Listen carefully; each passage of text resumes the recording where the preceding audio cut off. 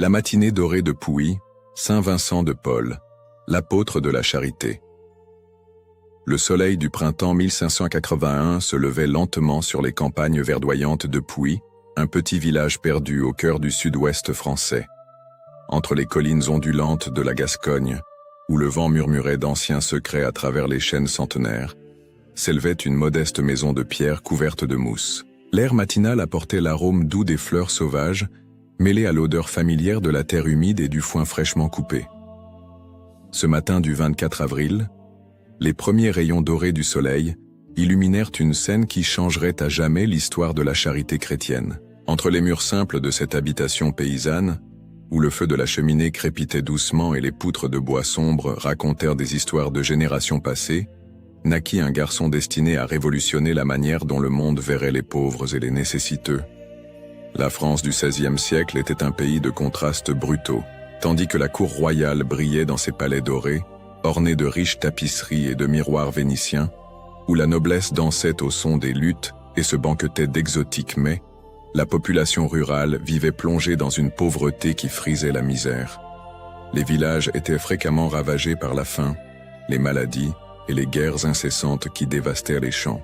L'odeur de la poudre se mêlait à l'odeur putride de la mort, et les larmes des mères qui perdèrent leurs enfants résonnaient dans les vallées silencieuses. C'était un temps où l'Église catholique traversait de profondes transformations. Le Concile de Trente avait achevé ses sessions quelques années auparavant, établissant des réformes qui chercheraient à purifier la foi chrétienne des abus et corruptions qui la souillaient.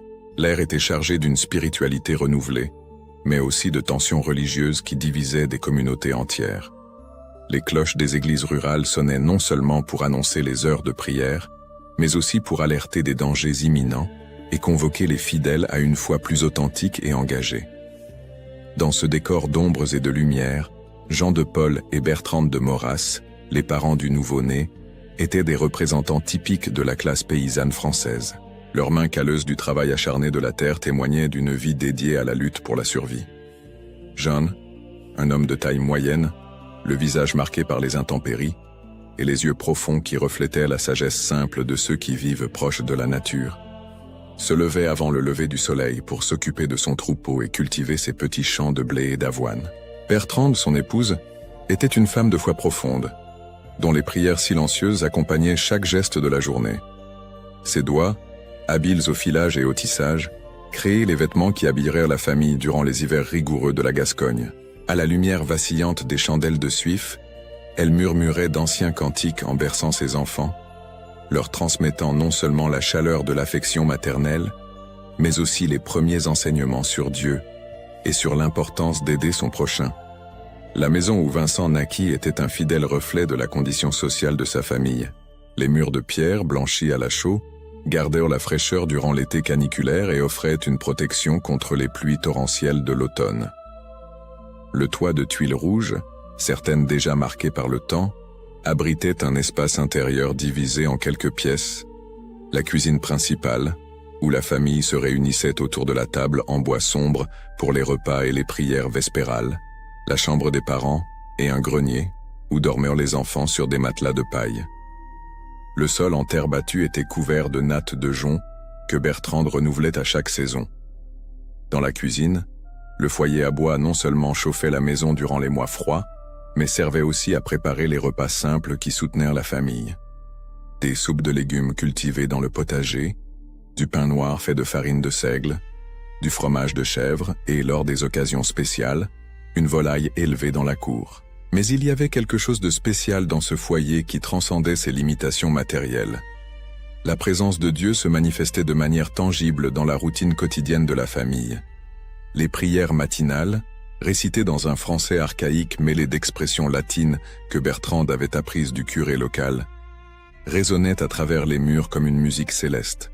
Le crucifix en bois grossier, seule décoration du mur principal, semblait irradier une lumière douce qui transformait cet espace simple en un sanctuaire domestique. Le petit Vincent, dès ses premiers jours, fut enveloppé par cette atmosphère de foi authentique et d'amour désintéressé. Ses yeux, qui se révélèrent bientôt d'un bleu profond comme le ciel d'été, semblaient, dès le berceau, contempler des mystères invisibles aux autres. Quand il pleurait, Sa mère le calmait avec des cantiques qui parlèrent de la providence divine et de la protection des anges. Quand il souriait, c'était comme si une lumière spéciale illuminait toute la maison, apportant une joie qui dépassait toutes les difficultés matérielles. Les voisins de la famille Paul remarquèrent bientôt qu'il y avait quelque chose de différent chez cet enfant. Les femmes plus âgées du village, détentrices de la sagesse populaire transmise à travers les générations, murmuraient entre elles que le garçon possédait des yeux de saint. Elles disaient que lorsque Vincent regardait quelqu'un, c'était comme s'il voyait directement l'âme de cette personne, pénétrant au-delà des apparences pour atteindre l'essence la plus profonde de l'être humain. À mesure que les premières années passaient, le village de Puy se révélait un microcosme parfait pour façonner le caractère du futur saint. Les rues étroites, où les enfants jouaient pieds nus parmi les poules qui grattaient le sol librement, étaient aussi les chemins par où passaient mendiants et pèlerins en quête d'un abri. L'église locale, avec sa tour de pierre qui s'élevait comme un doigt pointé vers le ciel, était le centre de la vie communautaire, où les naissances étaient célébrées, les morts pleurées et la foi renouvelée chaque dimanche. Le curé du village, l'abbé Michel, était un homme déjà âgé, à la barbe blanche et aux mains tremblantes, mais au cœur ardent pour les choses de Dieu. Ses homélies, prononcées d'une voix que le temps avait rendue rauque mais non moins fervente, résonnaient dans la nef simple de l'église, touchant les cœurs des fidèles, avec des messages sur l'importance de la charité et de la justice sociale. C'était lui qui visitait les malades, consolait les endeuillés et bénissait les récoltes, devenant une figure paternelle pour toute la communauté. Vincent grandit en observant ces scènes avec une attention qui surprenait même ses parents. Quand il accompagnait sa mère lors des visites aux voisins malades, il restait silencieux dans un coin, mais ses yeux enregistraient chaque geste d'affection, chaque mot de consolation, chaque larme de compassion. C'était comme si son âme jeune était façonnée par ses expériences, se préparant à une mission qu'il ne comprenait pas encore complètement, mais qu'il sentait déjà battre dans son cœur comme un appel mystérieux. La pauvreté qui entourait la famille Paul n'était pas seulement une condition matérielle, mais aussi une école de vertu. Vincent apprit très tôt que le peu qu'il possédait devait être partagé avec ceux qui avaient encore moins. Quand des mendiants frappaient à la porte, Bertrande trouvait toujours un morceau de pain à offrir, un bol de soupe à réchauffer, un coin dans l'étable pour passer la nuit.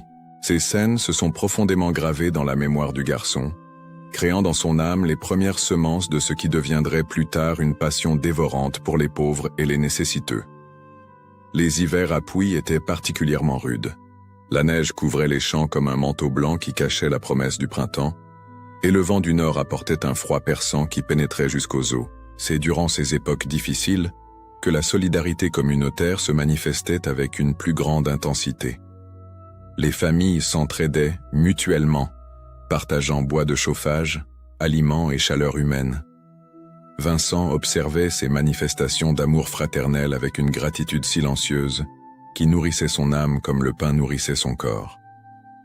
Quand il eut 5 ans, Vincent démontrait déjà une maturité spirituelle qui impressionnait tous ceux qui l'entouraient. Ses jeux préférés consistaient à jouer aux prêtres, célébrant des messes imaginaires pour poupées de chiffon et animaux domestiques, ou à s'occuper des pauvres, offrant des miettes aux oiseaux et de l'eau fraîche aux chiens errants qui erraient dans le village.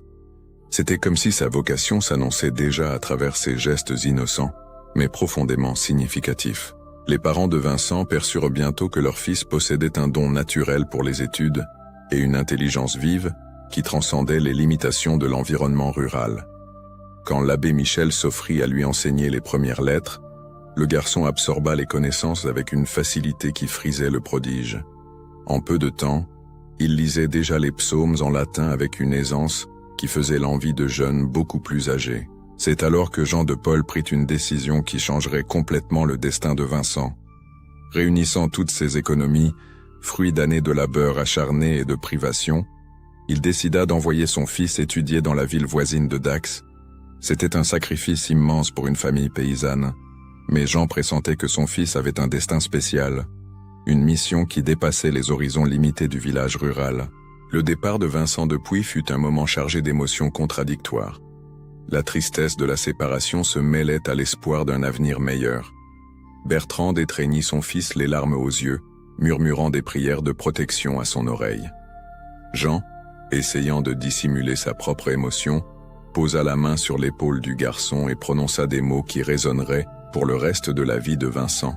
« Souviens-toi toujours, mon fils, d'où tu viens et à quoi tu as été appelé. Que Dieu te bénisse et fasse de toi un instrument de sa miséricorde. » Ainsi, à l'âge de 12 ans, Vincent de Paul laissa derrière lui les champs dorés de Pouilly, emportant non seulement ses quelques biens, mais aussi les valeurs profondes qu'il avait absorbées durant ses premières années de vie. Le village qu'il avait vu naître avait semé dans son âme les graines de l'humilité, de la compassion et de l'amour de Dieu qui allaient plus tard fleurir en l'une des plus belles expressions de charité chrétienne que le monde ait jamais connue. L'enfant qui partait était encore une promesse. L'homme qui reviendrait des années plus tard serait une réalisation des aspirations les plus sublimes de l'âme humaine. La ville de Dax représentait pour Vincent un monde complètement nouveau, et en même temps, effroyablement différent de la tranquillité rurale de Pouilly. Les rues pavées résonnaient du bruit constant des sabots de chevaux, des roues de carrosses et des cris des marchands annonçant leurs marchandises. L'air transportait des odeurs inconnues, épices venues de terres lointaines, l'odeur âcre de la fumée des forges, l'arôme du pain frais sortant des fours urbains et, malheureusement, aussi la puanteur des égouts qui coulaient à ciel ouvert dans les caniveaux. Vincent fut accueilli chez les franciscains, où il commencerait ses études préparatoires à la vie ecclésiastique.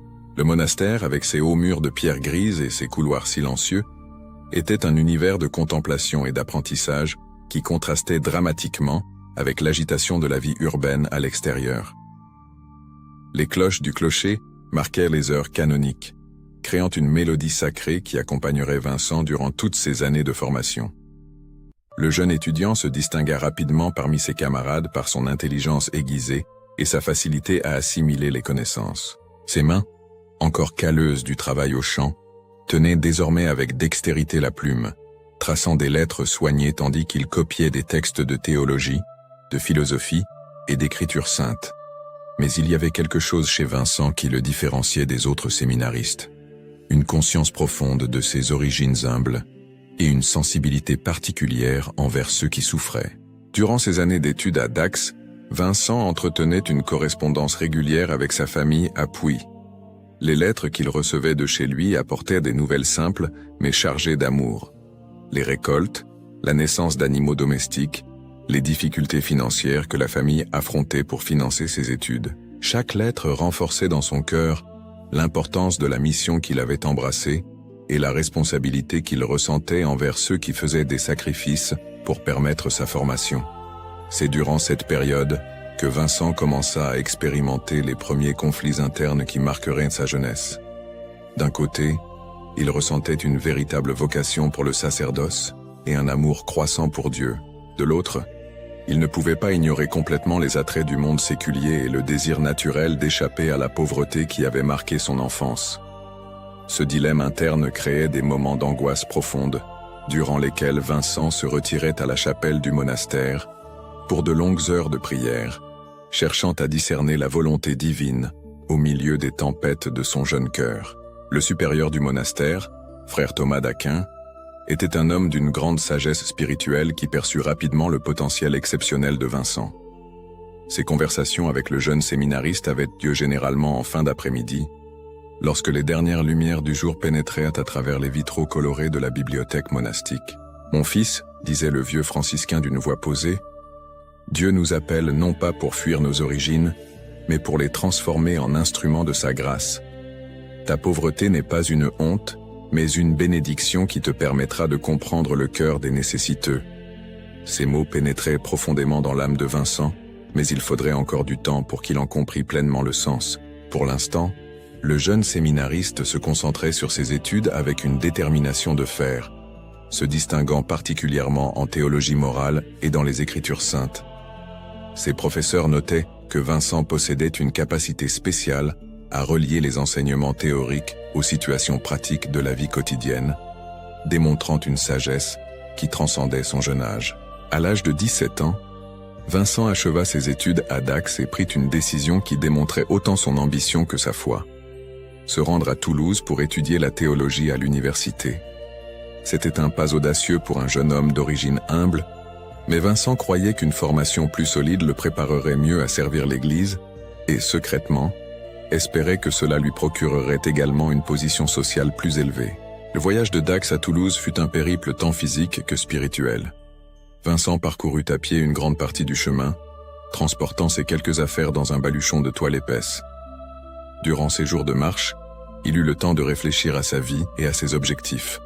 Les routes de France du XVIe siècle étaient dangereuses, fréquentées par des bandits et des soldats déserteurs, mais Vincent se sentait protégé par une providence spéciale qui l'accompagnait comme une ombre invisible. Toulouse était une ville universitaire effervescente, où des jeunes de toute l'Europe venaient chercher le savoir. L'université, fondée au XIIIe siècle, était célèbre pour sa faculté de théologie et attirait certains des meilleurs professeurs de l'époque. Vincent s'installa dans une petite chambre aux abords de la ville, partageant l'espace avec d'autres étudiants pauvres, dans des conditions qui rappelaient, ironiquement, la simplicité de son foyer à Pouilly. Les études à Toulouse étaient intensives et exigeantes. Vincent se plongea dans les écrits de saint Thomas d'Aquin, saint Augustin et d'autres grands maîtres de la tradition chrétienne. Ces annotations, écrites d'une calligraphie de plus en plus raffinée, démontraient non seulement une compréhension intellectuelle, mais aussi une maturité spirituelle croissante. Durant les discussions théologiques, Vincent surprenait fréquemment ses professeurs avec des observations qui révélaient une compréhension profonde de la condition humaine et des besoins pastoraux de l'Église. Mais ce fut aussi à Toulouse que Vincent affronta ses plus grandes tentations et crises de foi. Loin de l'environnement protégé du monastère franciscain, exposé aux influences intellectuelles et culturelles d'une grande université, le jeune séminariste commença à remettre en question certains aspects de sa vocation. La vie académique offrait des perspectives séduisantes, la possibilité d'une carrière ecclésiastique de prestige, des bénéfices financiers considérables, une reconnaissance sociale et intellectuelle. Durant cette période, Vincent traversa ce qu'il décrirait plus tard comme ses années de vanité. Il commença à se soucier excessivement de son apparence personnelle, acquérant des vêtements plus élégants et adoptant des maniérismes qu'il jugeait appropriés pour quelqu'un destiné à des positions importantes dans la hiérarchie ecclésiastique. Ses lettres pour la maison devinrent moins fréquentes et, lorsqu'il écrivait, il évitait de mentionner les difficultés financières que la famille affrontait, il le savait, pour soutenir ses études. Ce fut durant l'une de ces crises d'identité que Vincent reçut une lettre qui changerait complètement sa perspective. Son père avait vendu les 2 bœufs de la famille, les animaux les plus précieux qu'il possédait, pour envoyer de l'argent qui permettrait à son fils de continuer ses études. La lettre de sa mère, écrite avec l'aide d'un voisin plus instruit, décrivait le sacrifice avec une simplicité émouvante. « Ton père dit que les bœufs peuvent être rachetés, mais l'éducation d'un fils est un trésor que personne ne peut voler. » Vincent lut et relut cette lettre des dizaines de fois, chaque mot s'imprimant dans son cœur comme du fer rouge. La nuit entière, il la passa en vigile dans la chapelle de l'université, luttant contre lui-même, confrontant sa vanité à l'amour inconditionnel de ses parents. Lorsque le soleil se leva, illuminant les anciens vitraux de couleur dorée et rouge, Vincent avait pris une résolution qui marquerait le reste de sa vie. Se consacrer entièrement au service de Dieu et des pauvres, honorant le sacrifice de sa famille à travers une vie de sainteté et de charité. Le 23 septembre 1600, à l'âge de 19 ans, Vincent de Paul fut ordonné prêtre en la cathédrale de Périgueux. La cérémonie, célébrée par l'évêque François de Bourdeille, fut simple mais profondément significative. Vincent s'agenouilla devant l'autel orné de fleurs sauvages, les mêmes espèces qui poussaient dans les champs de Pouilly, tandis que l'évêque imposait les mains sur sa tête et prononçait les paroles sacrées qui le transformaient en ministre du Christ. Quand il se leva en tant que prêtre, Vincent ressentit le poids immense de la responsabilité qu'il avait assumée. Ses mains, maintenant ointes d'huile sainte, tremblaient légèrement, tandis qu'il tenait le calice pour la première fois en tant que célébrant principal. Au fond de son cœur, une voix silencieuse murmurait que ce n'était là que le début d'un voyage qui le mènerait vers des lieux et des expériences qu'il ne pouvait pas encore imaginer. Les premières années du sacerdoce de Vincent furent marquées par une quête sincère, bien qu'encore confuse, de sa véritable mission. Initialement, il chercha à obtenir des bénéfices ecclésiastiques qui lui procureraient une sécurité financière et un statut social. C'était une pratique courante à l'époque, et Vincent n'y voyait aucune contradiction avec sa vocation sacerdotale. Il alla même jusqu'à s'engager dans des litiges pour obtenir certaines prébendes, démontrant une ambition qui, bien que compréhensible étant donné ses origines humbles, n'avait pas encore été purifiée par le feu de l'amour divin. Mais Dieu avait d'autres plans pour Vincent. En 1605, une série d'événements apparemment désastreux allait commencer la transformation complète de sa vie et de son ministère. Il fut capturé par des corsaires barbaresques lors d'un voyage en mer et emmené comme esclave à Tunis, où il resta 2 ans en captivité. Cette expérience traumatisante, qui, au début, avait semblé une terrible interruption de ses projets, se révéla par la suite être une période cruciale de purification et de maturation spirituelle. Pendant sa captivité, Vincent expérimenta dans sa propre chair la souffrance des opprimés et des abandonnés, les chaînes qui lui meurtrissaient les poignets, le travail forcé sous le soleil brûlant du désert, l'humiliation constante et l'incertitude quant à l'avenir. Tout cela grava dans son âme une compréhension viscérale de la condition des pauvres et des marginalisés. Ce fut là, dans les arènes de Tunis, que naquit véritablement Saint Vincent de Paul, l'apôtre de la charité. Le retour de Vincent de Paul en France en 1607 marqua le début d'une des plus extraordinaires transformations spirituelles de l'histoire chrétienne. L'homme qui revenait de captivité à Tunis n'était plus le jeune homme ambitieux qui était parti quelques années auparavant.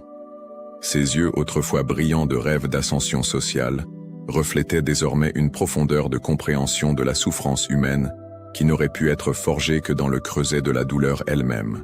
Durant les premiers mois suivant son retour, Vincent s'établit à Paris, la ville qui allait devenir le centre de sa future mission caritative. La capitale française du début du XVIIe siècle était un spectacle de contrastes saisissants qui blessait les sens et touchait le cœur de ceux qui avaient des yeux pour voir au-delà des apparences. Dans les rues élégantes proches du Louvre, où la noblesse défilait dans des carrosses ornés et des robes de soie et de velours, on pouvait entendre le bruit des roues sur le pavé irrégulier, mêlé au tintement délicat des ornements d'argent et d'or. Mais il suffisait de parcourir quelques centaines de mètres pour découvrir un monde complètement différent. Dans les quartiers pauvres, où Vincent dirigeait progressivement ses pas avec une fréquence croissante, les rues étroites et boueuses fourmillaient de misère humaine. Des enfants en haillons jouaient au milieu des tas d'ordures, des femmes enceintes mendiaient au coin des rues, les visages marqués par la faim, et des hommes mutilés par les guerres tendaient des mains tremblantes en quête d'une pièce ou d'un morceau de pain. L'odeur de la pauvreté était inimitable, un mélange âcre de sueur, d'urine, de déjections humaines et animales, de nourriture avariée, et la douceur écœurante de la mort qui rôdait constamment dans ces lieux oubliés par la société. Vincent, qui avait connu la souffrance à Tunis, reconnaissait maintenant à Paris les mêmes signes d'abandon et de désespoir qu'il avait personnellement expérimentés. Ce fut durant cette période de réadaptation que Vincent rencontra Pierre de Bérulle, futur cardinal, un des grands réformateurs de l'Église française et figure centrale du renouveau spirituel qui balaya la France au XVIIe siècle. Bérulle était un homme d'une stature imposante, aux yeux pénétrants qui semblaient voir directement l'âme de ses interlocuteurs. Sa résidence, située dans un palais rénové au cœur de Paris, était devenue un lieu de rencontre pour les prêtres et les laïcs engagés dans la réforme de l'Église et le renouveau de la vie chrétienne authentique. Les conversations entre Vincent et Bérulle se déroulaient généralement dans la bibliothèque privée du cardinal, un environnement solennel où les murs étaient couverts d'étagères montant jusqu'au plafond, remplis de volumes reliés en cuir qui contenaient les trésors de la sagesse chrétienne, accumulés au fil des siècles.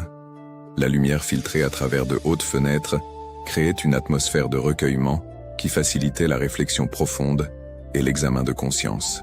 Vincent, lui dit Bérulle lors d'une de ces conversations mémorables, Dieu a permis que tu fasses l'expérience de la captivité non pour t'humilier, mais pour te préparer.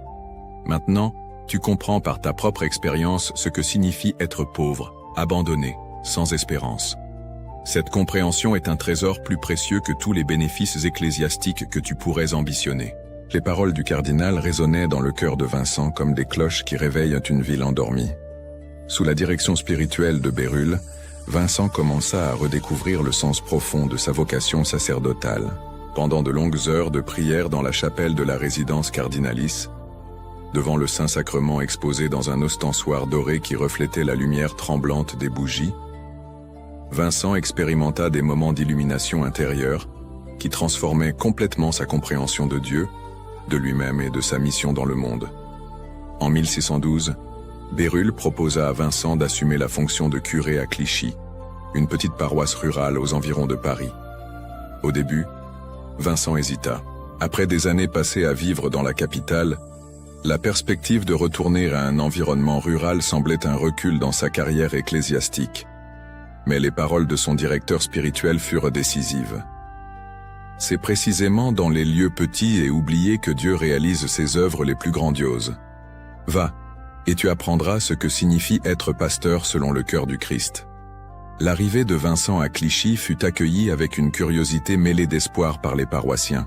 L'église locale, dédiée à Saint Médard, était une simple construction en pierre calcaire avec un clocher qui s'élevait modestement sur la vallée.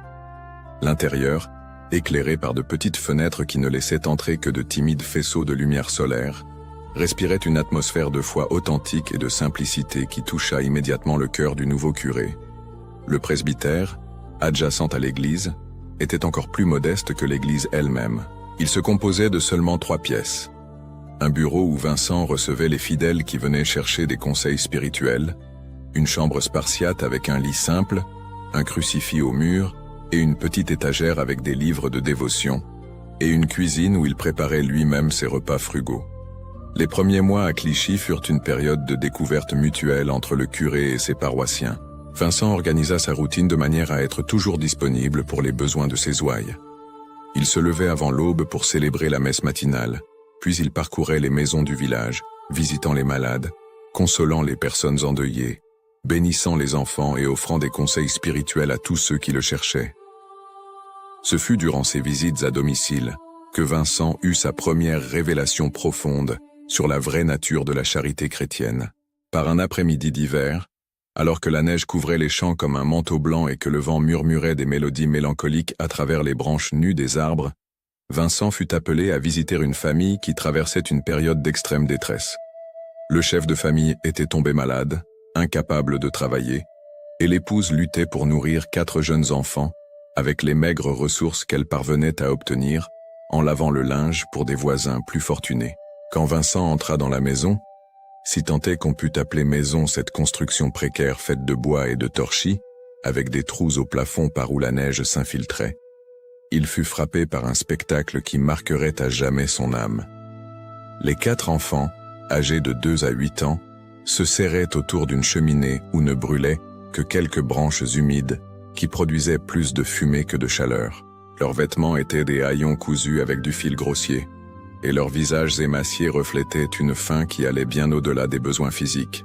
C'était une faim de dignité, d'espoir, d'amour. La mère, une femme encore jeune mais déjà vieillie par les privations, s'agenouilla devant le curé et, entre 2 sanglots, lui raconta sa situation désespérée. « Mon père, dit-elle d'une voix qui parvenait à peine à chuchoter, je ne sais plus quoi faire. Mon mari ne peut pas travailler, les enfants pleurent de faim jour et nuit, et moi, je n'ai plus la force de me battre. » Ses larmes tombaient sur le sol en terre battue comme des gouttes de pluie sur une terre asséchée. Vincent sentit quelque chose se briser en lui. Ce n'était pas seulement de la compassion qu'il éprouvait, mais une identification profonde et douloureuse à cette situation. Il vit dans les yeux des enfants affamés ses propres frères de Puy. Il vit dans l'affliction de la mère la souffrance de sa propre mère quand la famille faisait face à des difficultés.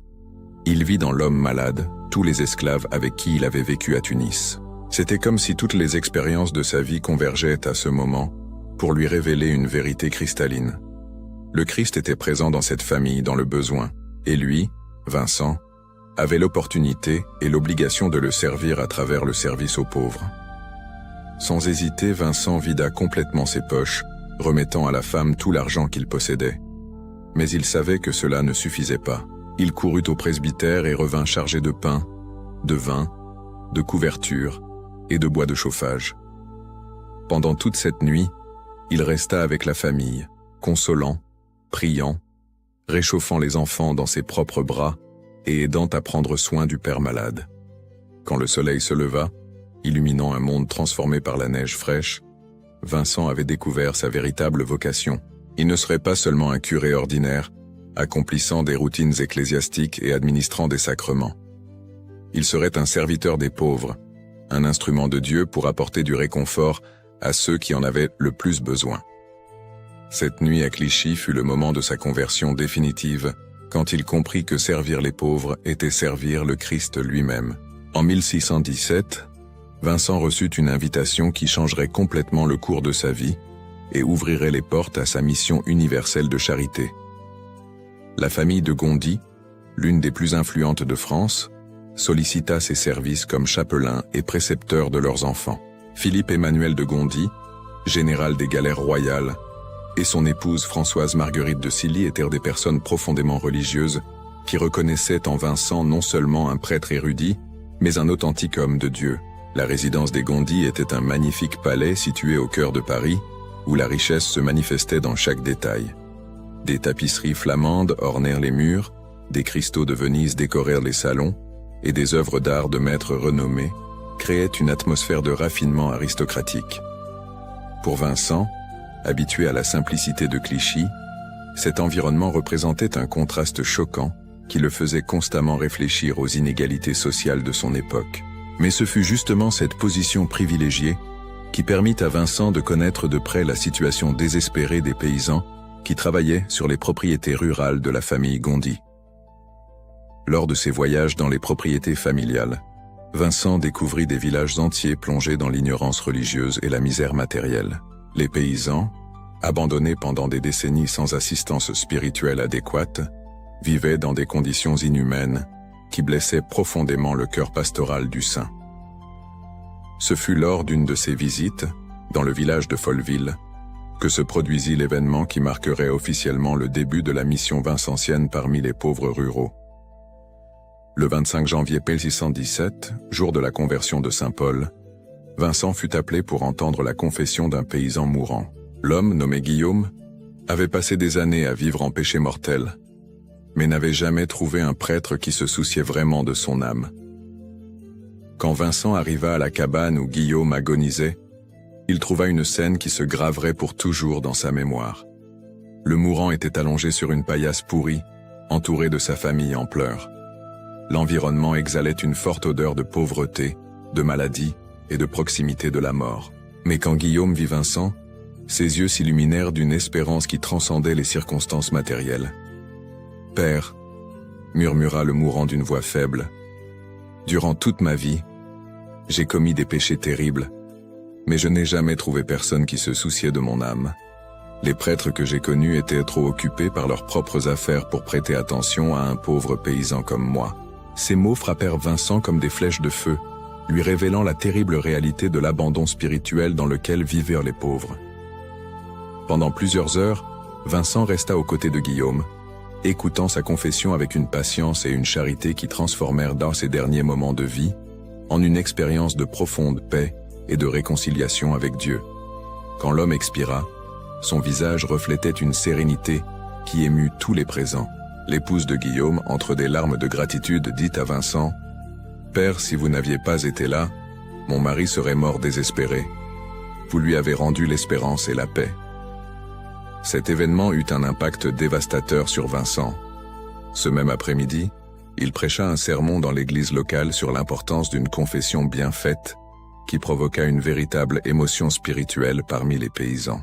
Pendant des jours, d'énormes files de personnes se formèrent devant le confessionnal, cherchant à se réconcilier avec Dieu après des années de négligence spirituelle.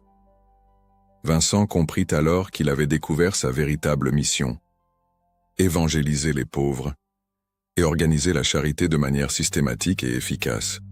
Il ne suffisait pas d'offrir des aumônes occasionnelles ou des réconforts temporaires. Il était nécessaire de créer des structures permanentes qui répondent aux besoins spirituels et matériels des nécessiteux. Avec le soutien enthousiaste de Madame de Gondi, Vincent fonda en août 1617 la première confrérie de la charité dans le village de Châtillon-les-Dombes. La cérémonie de fondation eut lieu dans la petite église locale, où un groupe de femmes dévotes s'engagea solennellement à servir les pauvres et les malades de la région, en suivant des règles spécifiques élaborées par Vincent. L'organisation de la confrérie était révolutionnaire pour l'époque. Vincent établit que chaque membre devrait visiter les malades chez eux, apportant non seulement de la nourriture et des médicaments, mais aussi un réconfort spirituel et une dignité humaine. Les Dames de la Charité, comme elles furent reconnues, recevaient une formation spécifique sur la manière de prendre soin des malades, de préparer des aliments nutritifs et d'offrir une consolation chrétienne à ceux qui souffraient. Les réunions de la confrérie avaient lieu chaque semaine à l'église, où Vincent guidait les participantes sur des questions pratiques et spirituelles liées au service charitable. Souvenez-vous toujours, leur disait Vincent, que lorsque vous prenez soin d'un pauvre, vous prenez soin du Christ lui-même. Voyez en lui non seulement une personne dans le besoin, mais le Sauveur qui s'est caché sous les apparences de la misère pour tester votre charité. Le succès de la première confrérie fut si remarquable que rapidement d'autres communautés demandèrent à Vincent d'organiser des groupes similaires dans leur localité. En quelques années, des dizaines de confréries fleurirent partout en France, créant un réseau de charité organisé qui transforma radicalement l'assistance aux pauvres dans le pays. La croissance des confréries de la charité révéla à Vincent le besoin urgent de former des prêtres, spécifiquement dédiés à l'évangélisation des pauvres ruraux et à l'organisation de la charité chrétienne.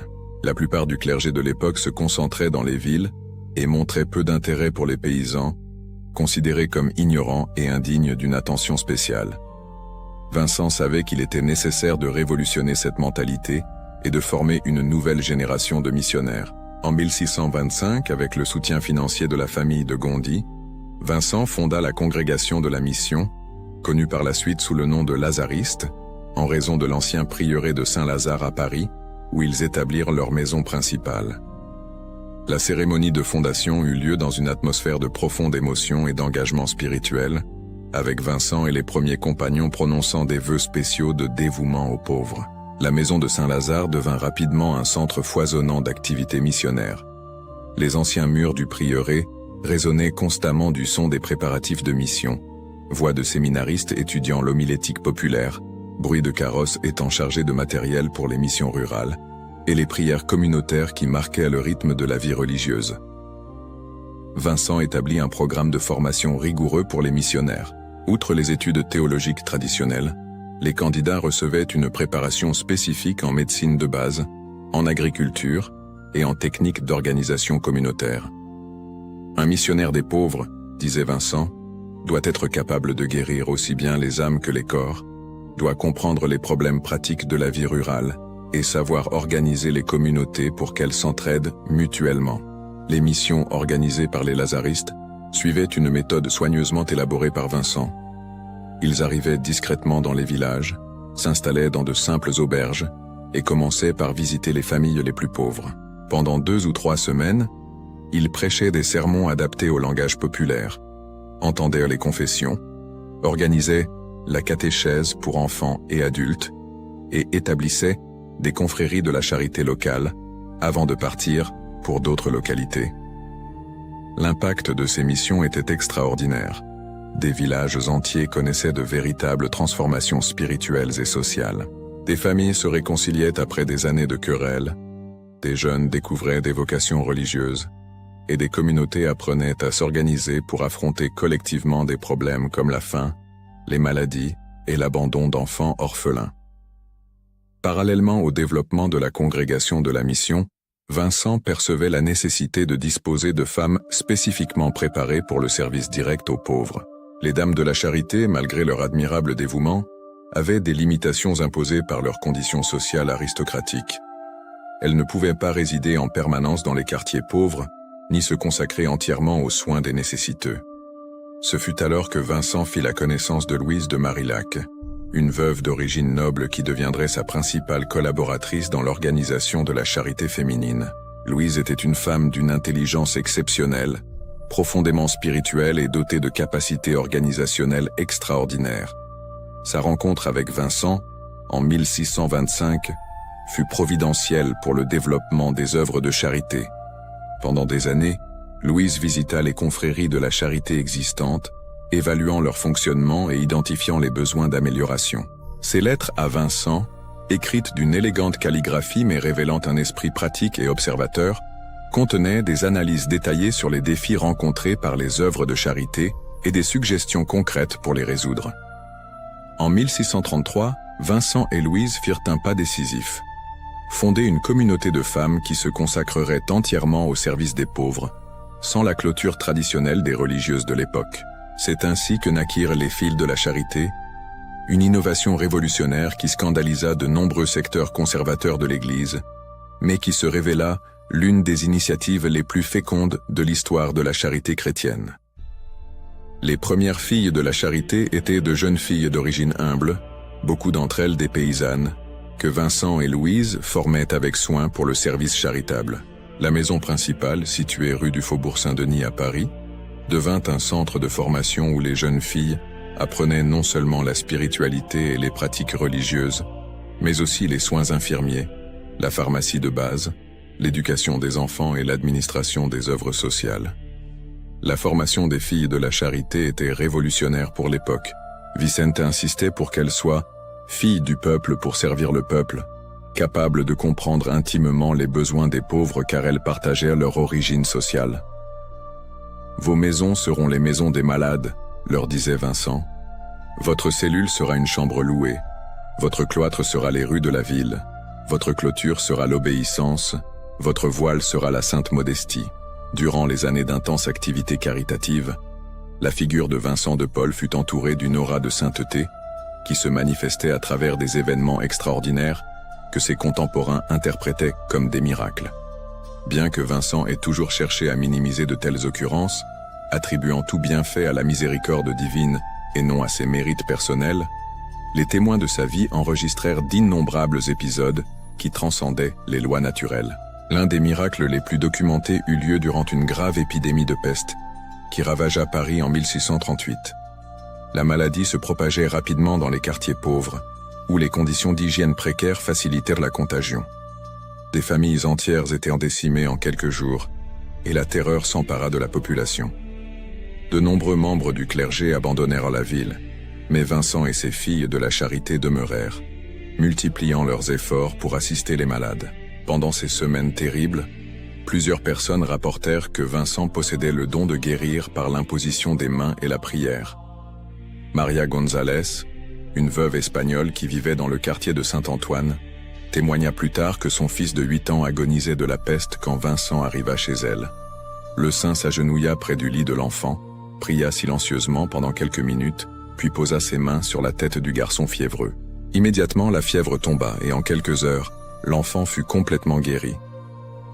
Des cas similaires se multiplièrent pendant l'épidémie, toujours suivant le même schéma. Vincent arrivait discrètement chez les malades, priait avec une ferveur profonde, et beaucoup expérimentaient des guérisons inexplicables. Ce qui impressionnait le plus les témoins était l'humilité du saint, qui attribuait toujours les guérisons à la foi des malades et à la miséricorde divine, refusant tout crédit personnel. Un autre type de miracle fréquemment associé à Vincent se rapportait à la multiplication des aliments pour les pauvres. Pendant l'hiver rigoureux de 1649, quand une combinaison de guerre et de mauvaises récoltes provoqua une famine dévastatrice à Paris, Vincent organisa une distribution quotidienne de soupe pour des centaines de nécessiteux. Le lieu choisi fut une cour près de la maison de Saint-Lazare, où de grands chaudrons fumaient constamment, exhalant l'arôme réconfortant de légumes et de céréales cuits. Plusieurs témoins jurèrent que, pendant cet hiver-là, ils avaient vu Vincent nourrir des foules avec des quantités de nourriture qui, humainement parlant, auraient dû être insuffisantes. Sœur Marguerite Nazeau, l'une des premières filles de la charité, enregistra dans son journal qu'un certain matin il n'y avait que des ingrédients pour préparer de la soupe pour 50 personnes, mais qu'après que Vincent les ait bénis et distribués, plus de 200 pauvres furent rassasiés, et il resta même des aliments. Les pauvres eux-mêmes développèrent une dévotion particulière pour Vincent, créant des légendes pieuses qui circulaient dans les quartiers populaires de Paris. L'une des plus répandues racontait que, pendant les nuits les plus froides de l'hiver, Vincent marchait dans les rues, portant des couvertures invisibles aux yeux ordinaires, mais qui réchauffaient miraculeusement tous ceux qui dormaient à la belle étoile. On disait qu'une douce lumière émanait de sa figure lorsqu'il parcourait les ruelles sombres, et que sa présence suffisait à apporter réconfort et espoir aux cœurs les plus désespérés. Une autre légende, particulièrement populaire parmi les enfants orphelins soignés par les filles de la charité, narrait que Vincent possédait une bourse magique qui ne se vidait jamais. Selon cette tradition, Chaque fois qu'un enfant affamé s'approchait de lui, Vincent parvenait à retirer de sa bourse exactement l'aliment que l'enfant désirait le plus, du pain chaud pour ceux qui avaient froid, des fruits sucrés pour ceux qui étaient tristes, ou du lait frais pour les bébés abandonnés. Les dernières années de la vie de Vincent de Paul furent marquées par une intensification de ses activités caritatives, même lorsque le poids de l'âge commençait à prendre son tribut sur ce corps, qui avait inlassablement servi les pauvres pendant des décennies. À 70 ans, Vincent souffrait déjà de problèmes aux jambes qui gênaient sa locomotion. Mais son énergie spirituelle demeurait intacte, alimentée par une flamme intérieure qui semblait croître à mesure que son corps physique s'affaiblissait. Pendant cette période, Vincent concentra ses efforts sur la consolidation et l'expansion des œuvres qu'il avait fondées. Les Filles de la Charité comptaient déjà des centaines de membres répandus dans toute la France et commençaient à établir des maisons dans d'autres pays.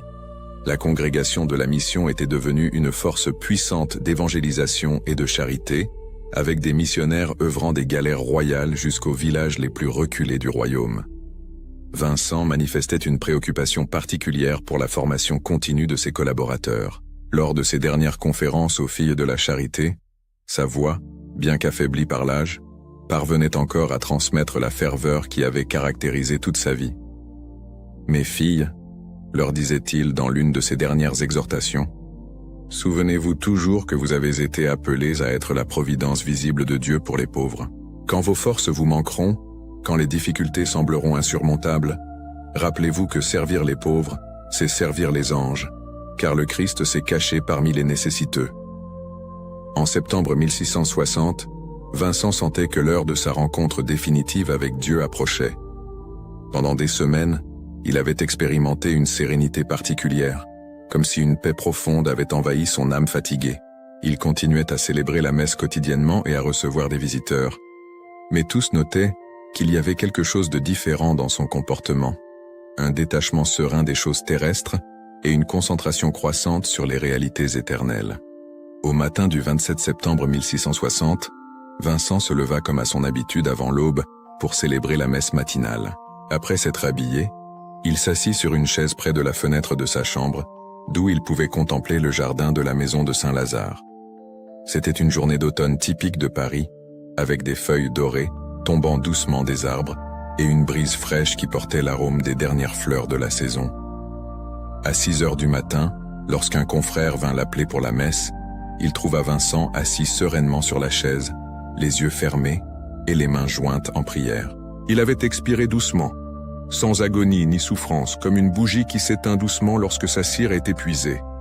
Son visage reflétait une paix si profonde qu'il semblait sourire à des mystères invisibles aux yeux humains. La nouvelle de la mort de Vincent se répandit rapidement à Paris, provoquant une émotion populaire extraordinaire. Pendant 3 jours, des foules défilèrent devant son corps exposé dans la chapelle de Saint-Lazare, où le parfum inexplicable de rose semblait émaner constamment, même en automne. Pauvres, riches, nobles et plébéiens s'unirent dans une même douleur, reconnaissant qu'ils avaient perdu non seulement un saint, mais un père qui avait dédié toute sa vie au service des nécessiteux. Le processus de canonisation de Vincent débuta officiellement en 1729, lorsque le pape Benoît XIII le déclara vénérable. Les enquêtes sur sa vie et ses miracles durèrent plusieurs années, durant lesquelles des centaines de témoins furent entendus. Les témoignages révélaient non seulement les événements extraordinaires qui marquèrent son existence, mais aussi la transformation profonde que sa présence avait provoquée dans la société française. Le 16 juin 1737, le pape Clément XII proclama solennellement la canonisation de Vincent de Paul en la basilique Saint-Pierre, à Rome. La cérémonie fut l'une des plus fréquentées du XVIIIe siècle, avec des représentants de toute l'Europe présents pour honorer celui qui était devenu le symbole universel de la charité chrétienne. Pendant la proclamation, le pape déclara Vincent « Père et maître de tous ceux qui servent les pauvres » et établit son patronage sur toutes les œuvres de charité de l'Église catholique. Aujourd'hui, plus de 300 ans après sa mort, l'héritage de Saint Vincent de Paul continue d'être vivant et agissant sur tous les continents. La Société de Saint Vincent de Paul, fondée en 1833 par le jeune Frédéric Ozanam à Paris, perpétue l'esprit vincentien à travers des milliers de conférences réparties dans le monde, où des laïcs catholiques se consacrent au service des pauvres en suivant les enseignements du saint. Les filles de la charité ont grandi et sont devenues l'une des plus grandes congrégations religieuses féminines du monde, avec une présence dans plus de 90 pays. Leurs hôpitaux, écoles, orphelinats et œuvres sociales servent des millions de personnes chaque année, maintenant vivante la flamme allumée par Vincent il y a 4 siècles. La congrégation de la mission s'est également étendue globalement, formant des prêtres et des diacres engagés dans l'évangélisation des pauvres et la promotion de la justice sociale. Mais l'héritage de Saint Vincent transcende les institutions qu'il a fondées. Sa spiritualité a radicalement transformé la compréhension chrétienne de la charité, établissant des principes qui demeurent révolutionnaires. La dignité inaliénable de chaque personne humaine, indépendamment de sa condition sociale. La nécessité d'organiser la charité de manière efficace et systématique. L'importance de traiter les causes structurelles de la pauvreté, et non seulement ses symptômes. Et la conviction que servir les pauvres est le chemin le plus direct pour rencontrer le Christ. En notre époque marquée par des inégalités croissantes et des crises humanitaires constantes, la figure de Saint Vincent de Paul apparaît comme un phare d'espoir et un modèle d'action efficace. Sa vie enseigne que la sainteté ne s'atteint pas par l'isolement du monde, mais par un engagement courageux face aux problèmes les plus urgents de l'humanité. Elle montre qu'il est possible de conjuguer contemplation et action, prière et travail social, amour de Dieu et service concret envers ses frères. Le message de Saint Vincent résonne avec une force particulière dans un monde où la technologie permet de connaître instantanément la souffrance humaine dans tous les coins de la planète, mais où manque fréquemment la volonté politique et sociale de l'affronter efficacement. Son exemple invite chaque personne à découvrir, dans les besoins de son temps et de son lieu, les opportunités concrètes de servir le Christ présent dans les pauvres. Lorsque nous contemplons la trajectoire extraordinaire de ce jeune garçon né dans le modeste village de Puy, devenu l'apôtre de la charité, nous comprenons que Dieu continue d'appeler des personnes ordinaires pour accomplir des œuvres extraordinaires. Saint Vincent de Paul n'était pas un super-homme, mais un être humain qui a répondu généreusement à l'appel divin et a permis à la grâce de transformer complètement sa vie. Sa canonisation n'a pas été seulement la reconnaissance d'une sainteté personnelle, mais la confirmation que le chemin qu'il a tracé est praticable par tous les chrétiens. Chaque geste de charité, chaque parole de consolation offerte à ceux qui souffrent, chaque initiative de justice sociale en faveur des opprimés, chaque effort pour mieux organiser l'assistance aux nécessiteux, tout cela prolonge dans le temps et dans l'espace la mission initiée par Vincent il y a 4 siècles. Le saint qui expira sereinement ce matin de septembre 1660 vit encore aujourd'hui en chaque personne qui se dédie au service des pauvres avec le même esprit de foi, d'espérance et de charité qui a illuminé son existence. Saint Vincent de Paul n'appartient pas seulement au passé, mais marche avec nous vers l'avenir, murmurant à l'oreille de nos cœurs les mêmes mots qu'il adressait à ses enfants spirituels. L'amour est inventif jusqu'à l'infini. Ainsi, l'histoire de Saint Vincent de Paul ne se termine pas avec sa mort, mais continue d'être écrite chaque jour par tous ceux qui, inspirés par son exemple, découvrent dans les pauvres et les nécessiteux le visage miséricordieux du Christ et se dédient à le servir avec la même passion qui a consumé le cœur du jeune garçon de Puy, transformé en le plus grand apôtre de la charité que l'Église ait jamais connu. Dans chaque sourire rendu à un enfant orphelin, dans chaque main tendue à une personne âgée abandonnée, dans chaque initiative qui redonne la dignité humaine là où elle a été piétinée, résonne encore l'écho de la voix de Vincent, répétant sa conviction la plus profonde. Devenons compatissants et servons les pauvres de tout notre cœur, cherchant parmi les plus abandonnés ceux qui sont dans le plus grand besoin et l'ignorance. Reconnaissons devant Dieu qu'ils sont nos seigneurs et maîtres, et que nous sommes indignes de leur rendre les petits services que nous leur offrons. Tel est l'héritage immortel de Saint Vincent de Paul. Avoir révélé au monde que la véritable grandeur humaine ne se mesure pas à ce que l'on possède, mais à ce que l'on donne. Elle ne se conquiert pas en dominant les autres, mais en servant les plus petits. Elle ne se trouve pas dans les palais du pouvoir, mais dans les cabanes de la pauvreté où le Christ attend, déguisé en mendiant, que quelqu'un le reconnaisse et l'aime à travers l'amour envers les frères nécessiteux. Prière. Ô glorieux Saint Vincent de Paul, apôtre de la charité et père des pauvres, qui avait su voir dans le visage des nécessiteux le Christ souffrant lui-même, intercédez pour nous auprès du trône de la miséricorde divine. Vous qui avez transformé votre vie de jeune ambitieux en une existence totalement dédiée au service des plus petits et des abandonnés. Enseignez-nous à reconnaître en chaque personne qui souffre la présence sacrée de notre Sauveur. Aidez-nous à vaincre l'égoïsme de nos cœurs et à ouvrir nos mains et notre âme pour partager avec générosité tout ce que Dieu nous a accordé. Donnez-nous la grâce d'organiser notre charité avec sagesse, afin que nos gestes d'amour soient véritablement efficaces pour soulager la souffrance humaine. Protégez toutes les œuvres d'assistance sociale, les hôpitaux, les orphelinats, les asiles et les institutions qui prennent soin des nécessiteux. Inspirez des vocations missionnaires parmi les jeunes, afin que beaucoup se dédient au service des pauvres, en suivant votre exemple lumineux. Intercédez spécialement pour ceux qui travaillent dans les conférences vincentiennes, pour les filles de la charité, pour les missionnaires lazaristes et pour tous ceux qui font de la charité chrétienne le centre de leur vie. Obtenez-nous de Dieu la grâce d'être des instruments de sa providence, portant l'espérance là où il y a le désespoir, le réconfort là où il y a la douleur, la dignité là où il y a l'humiliation. Saint Vincent de Paul, qui à l'heure de votre mort avez été trouvé en prière sereine, intercédez pour nous pécheurs maintenant et à l'heure de notre mort, afin que nous puissions comparaître devant Dieu avec les mains pleines des bonnes œuvres réalisées en faveur des frères les plus nécessiteux. Amen. Ma prière. Ô Seigneur notre Dieu, avec une profonde gratitude, nous élevons nos cœurs pour te remercier du don de la vie et du privilège de faire avancer ton amour à travers les histoires qui nous inspirent et nous transforment. Nous te remercions, Père, de nous accorder la force, la sagesse et le courage de partager les enseignements de ton évangile par le biais de ce canal, qui a été un phare d'espoir et de lumière au milieu des adversités du monde. Seigneur, nous reconnaissons que chaque vie est un don précieux, et nous sommes reconnaissants pour chaque moment qui nous est accordé pour témoigner et propager ta parole. Que chaque histoire racontée, chaque message de foi et chaque enseignement divin atteignent les cœurs assoiffés d'amour, de vérité et de réconciliation. Nous te remercions pour l'inspiration qui nous guide, pour les bénédictions qui se multiplient, et pour l'opportunité de contribuer à la diffusion du christianisme, en portant la lumière de ton amour à ceux qui cherchent direction et consolation. Puisse, à travers ces récits, nous toucher des vies, renforcer la foi, et créer une communauté unie dans la recherche de la paix et de la vérité que toi seul peux offrir.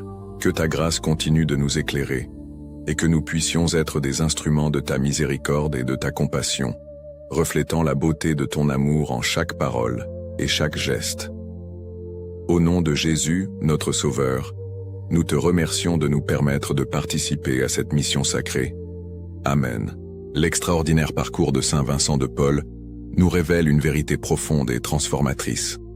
La sainteté n'est pas un privilège réservé à quelques élus, mais un appel universel qui résonne au cœur de chaque personne prête à servir. Ce jeune garçon né dans un humble village français, qui gardait les moutons de son père parmi les champs dorés de Pouilly, est devenu un géant de la charité qui a révolutionné à jamais la manière dont le monde perçoit et prend soin des pauvres. Vincent a compris, à travers sa propre expérience de souffrance et de conversion, que le Christ n'habite pas seulement dans les autels dorés des cathédrales, mais se cache mystérieusement dans le visage défiguré par la faim, dans les larmes de l'orphelin abandonné, dans la solitude de la personne âgée oubliée, dans l'angoisse de la mère qui n'a rien à donner à ses enfants. Cette découverte a transformé sa vie en une symphonie ininterrompue d'amour concret et de service désintéressé. L'héritage du saint français transcende les siècles et reste vivant dans chaque geste de compassion accompli de nos jours. Ces paroles résonnent comme un écho éternel. L'amour est inventif jusqu'à l'infini. Cette phrase résume toute la spiritualité vincentienne, la capacité de trouver toujours de nouvelles façons d'aimer, de servir, de dignifier la vie humaine même dans les circonstances les plus difficiles. Saint Vincent nous enseigne que la vraie charité ne se contente pas d'aumônes occasionnelles ou de gestes superficiels de piété. Elle exige organisation, persévérance, créativité et surtout le courage de regarder au-delà des apparences pour découvrir la dignité sacrée qui existe en chaque être humain. Il a montré qu'il est possible de conjuguer contemplation et action, prière et engagement social, amour de Dieu et dévouement concret envers les frères nécessiteux. En notre époque, marquée par des inégalités croissantes et des crises humanitaires constantes, L'exemple de Saint Vincent de Paul brille comme une étoile guide qui nous invite à ne pas rester les bras croisés face à la souffrance d'autrui. Chacun de nous peut être un instrument de la providence divine, transformant de petits gestes d'amour en miracles d'espérance et de renouveau. La vie de l'apôtre de la charité nous rappelle que Dieu continue d'écrire des histoires de sainteté à travers des personnes ordinaires qui acceptent le défi de faire la différence dans le monde. Vincent n'était pas un super-héros, mais un homme qui a permis à la grâce de transformer complètement son existence, faisant de lui un canal transparent de l'amour miséricordieux de Dieu. Si vous avez été touché par cette histoire extraordinaire, n'oubliez pas de vous abonner à la chaîne Histoire Sacrée, la vie des saints, où vous découvrirez de nombreux autres récits inspirants qui montrent comment la sainteté fleurit en tout temps et en tout lieu. Partagez cette vidéo avec vos amis et votre famille qui ont besoin de connaître l'exemple lumineux de Saint Vincent de Paul et laissez votre pouce bleu pour renforcer notre mission de diffuser ces histoires qui transforment les cœurs et changent les vies. Maintenant, nous voulons vous entendre. Quel aspect de la vie de Saint Vincent de Paul a le plus touché votre cœur? Est-ce sa conversion radicale des rêves d'ascension sociale au service des pauvres? Sa capacité à organiser la charité de manière efficace? Ou peut-être sa découverte que servir les nécessiteux, c'est servir le Christ lui-même? Partagez dans les commentaires comment l'histoire de ce grand saint peut inspirer votre propre cheminement de foi et de charité. Et ne manquez pas l'occasion de regarder la vidéo spécialement sélectionnée pour vous, qui apparaît ici en haut. Une histoire tout aussi touchante qui enrichira certainement davantage votre compréhension de la beauté de la sainteté chrétienne et du pouvoir transformateur de l'amour de Dieu dans la vie humaine.